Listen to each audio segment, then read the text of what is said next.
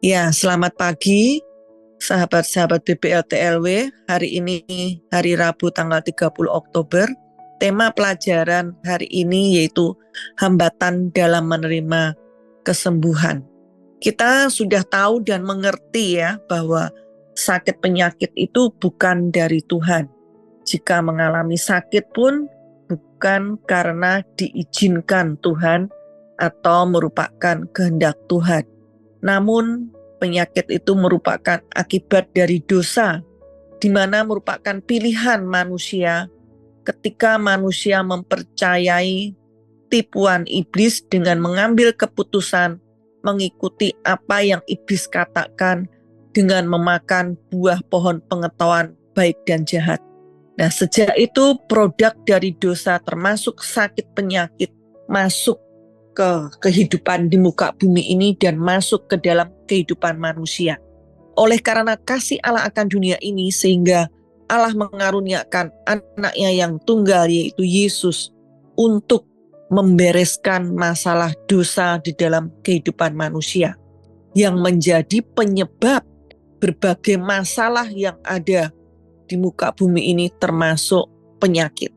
Di 1 Petrus 2 ayat 24 firman Tuhan katakan, Ia sendiri telah memikul dosa kita di dalam tubuhnya di kayu salib, supaya kita yang telah mati terhadap dosa hidup untuk kebenaran. Oleh bilur-bilurnya kamu telah sembuh. Yesus telah membayar dosa-dosa kita dan sakit penyakit sudah dibereskan. Maka di Yohanes 1 ayat 29 katakan, lihatlah anak domba Allah yang menghapus dosa dunia. Nah, penebusan yang Yesus lakukan adalah karya yang sempurna. Itu bagian Tuhan. Tuhan sudah lakukan. Segala penyakit, sakit penyakit telah ditanggung. Ya, semua sudah ditanggung oleh Yesus di kayu salib. Tidak ada sakit penyakit yang belum dibayar lunas oleh Yesus. Ini yang harus kita pahami. Baik penyakit yang mungkin nanti kita tidak tahu apa penyakit lagi yang akan muncul, namun itu Tuhan Yesus sudah tanggung di kayu salib. Jadi, jangan mau kita terima apa yang telah Yesus bayar lunas di kayu salib. Jika belum terjadi, belum termanifestasi kesembuhan, jangan lagi mempertanyakan Tuhan. Masalah bukan di pihak Tuhan, namun dari pihak manusia. Nah, apa saja nih hambatan untuk kita menerima kesembuhan? Di Markus 8 ayat 22 sampai 26, nanti itu bisa dibaca secara lengkap lebih teliti lagi ya, nanti masing-masing. Di situ ada orang buta yang disembuhkan di Betsaida. Di ayat 23 diceritakan, Yesus memegang tangan orang buta itu dan membawa dia keluar kampung. Dan di ayat 26 juga dikatakan, sesudah itu Yesus menyuruh dia pulang ke rumahnya dan berkata, jangan masuk ke kampung. Mengapa Yesus membawa keluar kampung dan melarang masuk ke kampung? Karena untuk hindari orang-orang sekelilingnya. Di lingkungannya, lingkungan orang yang buta tadi yaitu lingkungan orang-orang yang tidak percaya. Jadi ketidakpercayaan bukan dari orang yang sakit tapi juga dapat datang dari orang-orang sekelilingnya. Nah, dari situ Tuhan tidak mau orang sekelilingnya ini akan membawa dampak kepada orang yang akan disembuhkan ini, orang buta ini. Ya, karena dari apa yang dia dengar, respon orang sekeliling ini, apa yang dia dengar itu akan berpengaruh pada dirinya. Oleh karena itu, Yesus membawa keluar kampung dan melarang dia untuk masuk. Jadi di sini kita bisa melihat ketidakpercayaan itu menghambat kesembuhan. Nah, selain dari ketidakpercayaan, kita bisa lihat di Yakobus 1 ayat 6 sampai 8. Di sini firman Tuhan katakan, hendaklah ia memintanya dalam iman dan sama sekali jangan bimbang. Sebab orang yang bimbang sama dengan gelombang laut yang diombang-ambingkan kian kemari oleh angin. Orang demikian janganlah mengira bahwa ia akan menerima sesuatu dari Tuhan. Sebab orang yang mendua hati tidak akan tenang dalam hidupnya. Dari ayat ini kita tahu bahwa bimbang itu menghambat penyembuhan. Ya, jadi kita tidak bisa berdiri di tidak ada ranah abu-abu. Ya. Keraguan itu harus digantikan dengan kebenaran untuk kita dapat mempercayai. Selain itu juga pola pikir kita harus diperbarui sesuai apa yang firman Tuhan katakan. Sehingga tidak ada bimbang atau ragu lagi yang akan menghambat penyembuhan. Kemudian kita akan lihat di 3 Yohanes 1 ayat 2. Firman Tuhan katakan, saudaraku yang kekasih, aku berdoa. Semoga engkau baik-baik dan sehat-sehat saja dalam segala sesuatu. Sama seperti jiwamu baik-baik saja. Dari ayat ini kita dapat mengetahui bahwa keadaan kita sehat atau tidaknya berhubungan dengan keadaan jiwa.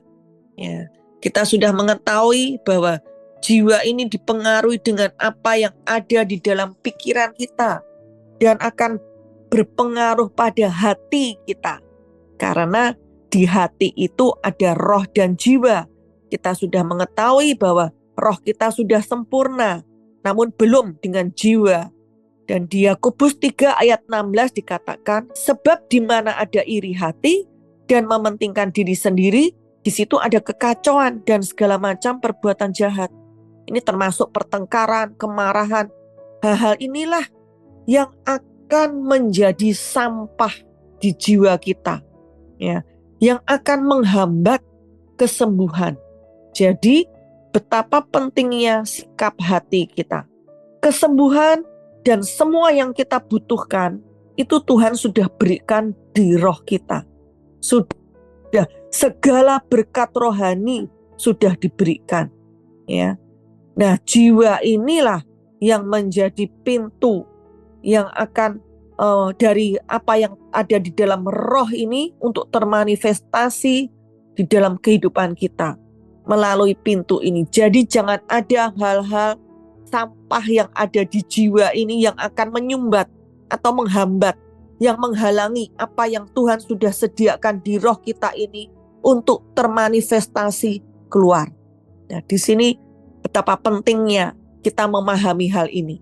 Janganlah hal-hal tersebut yang mungkin kita kejengkelan atau hal yang membuat kita marah itu akan merugikan diri kita sendiri, ya. Mungkin secara perasaan kita lega, ya.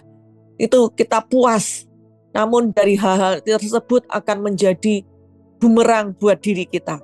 Selain itu Amsal 17 ayat 22 dikatakan, hati yang gembira adalah obat yang manjur, tetapi semangat yang patah mengeringkan tulang. Di sini tetap semangat itu sangat penting, ya. Ini juga ada hubungannya dengan hati yang tadi sejalan dengan ayat di 3 Yohanes 1 ayat 2 tadi. Semangat ini sangat penting. Jika sedang melawan penyakit namun tidak semangat, akan memperburuk kondisi dan menghambat kesembuhan. Jiwa jangan dibebani dengan tekanan stres, masalah, cemas, khawatir, ataupun ketakutan, sehingga tidak dapat beristirahat. Jadi tidak hanya tubuh fisik saja yang membutuhkan istirahat, namun jiwa pun juga. Ketika Yesus menyembuhkan orang di Bethesda, ya, kita akan lihat di Yohanes 5 ayat 14, di mana Yesus bertemu dengan orang yang disembuhkan ini di Bait Allah, lalu berkata kepada orang tersebut, engkau telah sembuh, jangan berbuat dosa lagi, supaya kepadamu jangan terjadi yang lebih buruk. Jadi selain dari hal hati tadi, masalah jiwa yang menghambat kesembuhan, juga dari ayat ini kita ketahui yang menghambat kesembuhan termasuk juga perbuatan dosa. Di sini Tuhan mengatakan, jangan berbuat dosa lagi, karena dari dosa itu dapat menghambat kesembuhan, membuka celah iblis untuk hal yang tidak baik itu terjadi di dalam kehidupan kita. Dan di Roma 8 ayat 5 dan 6 Firman Tuhan katakan, sebab mereka yang hidup menurut daging memikirkan hal-hal yang dari daging. Mereka yang hidup menurut roh memikirkan hal-hal yang dari roh. Karena keinginan daging adalah maut, tetapi keinginan roh adalah hidup dan damai sejahtera. Nah, daging kita ini selalu ingin melakukan hal-hal yang bertentangan dengan kebenaran. Ya, dari daging itulah yang akan membawa kematian. Kematian di sini bukan bicara tentang neraka. Ya, kematian itu hal-hal yang berlawanan dengan kebenaran firman. Tidak ada sukacita, tidak ada damai sejahtera.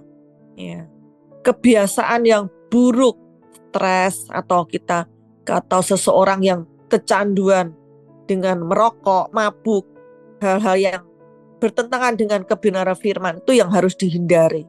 Karena ada keterbatasan di dalam tubuh kita. Ya, lebih tepatnya berhubungan dengan pola hidup kita. Pola hidup kita sangat penting karena kita juga mau bekerja sama dengan sistem tubuh, siklus tubuh yang Tuhan ciptakan di dalam tubuh kita. Karena ada siklus di dalam tubuh kita, organ-organ tubuh kita ini yang memiliki peraturan-peraturan siklus yang di mana tubuh ini bisa berjalan dengan sebagaimana semestinya. Seperti halnya jika kita memiliki HP atau TV, tentunya akan bisa kita manfaatkan lebih lama, lebih maksimal jika kita gunakan dengan tepat, tidak sembarangan, sesuai dengan alat tersebut diproduksi. Ya, begitu pula dengan tubuh kita. Tuhan menciptakan tubuh kita ini juga ada siklusnya, ada hukum-hukum yang berlaku di dalam tubuh fisik kita. Nah, itu pun kita harus ikuti. Ya, jangan kita memasukkan hal-hal yang bertentangan yang mengganggu kesehatan kita. Hal-hal yang kita masuk di dalam apa yang kita makan itu pun juga berpengaruh di dalam kesehatan kita. Ini yang perlu kita ketahui.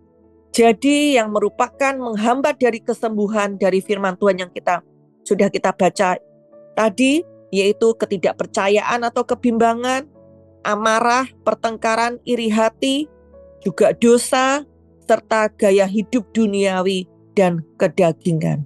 Sampai di sini pelajaran 15 menit. Sampai jumpa esok hari. Tuhan Yesus memberkati.